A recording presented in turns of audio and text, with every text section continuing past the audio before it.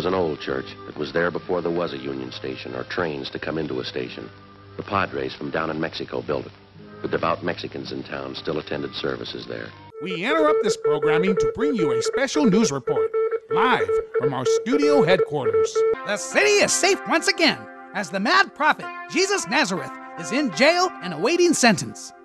The angry young priest, who caused havoc throughout the city last week, received a fair and speedy trial.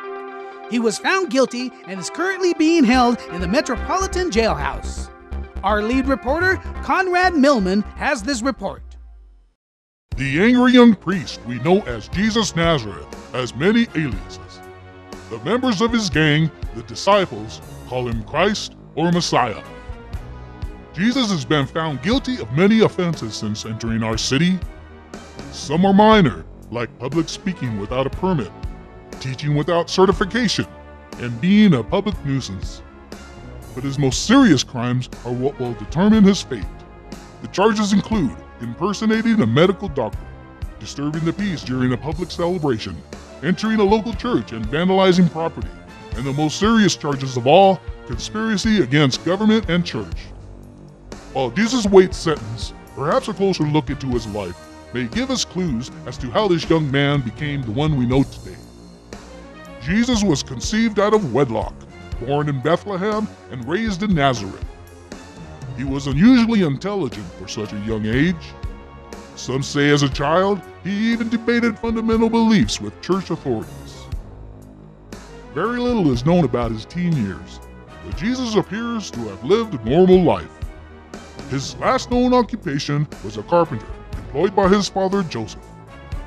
It is at this point that Jesus seems to have turned to a life of crime. He apparently gets in with the wrong crowd and eventually forms a local gang of hoods known as the Disciples. During a 3-year reign of terror, the Disciples roamed the countryside, openly criticizing government and church.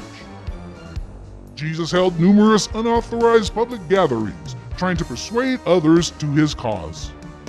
Jesus has even claimed to have healed the sick and raised the dead. Authorities had enough of Jesus' antics last week during a public celebration. He and the disciples entered a local church, and for unknown reasons, Jesus became agitated and proceeded to savagely damage church property. Witnesses testify in court that he began to angrily overturn tables and chairs and hysterically chase people out of the church. Many witnesses say that he was out of control and shouting at the top of his lungs, claiming that the church was his house. Jesus was arrested later that night and brought before church authorities.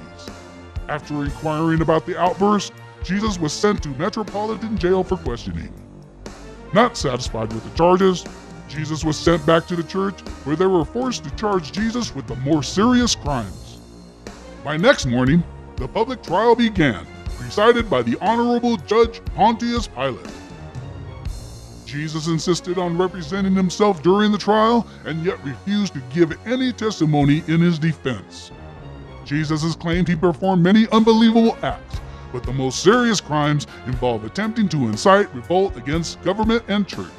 We have obtained exclusive copies of court transcripts, and during the trial, several eyewitnesses gave testimony describing what Jesus preached to his followers. These are the most shocking statements.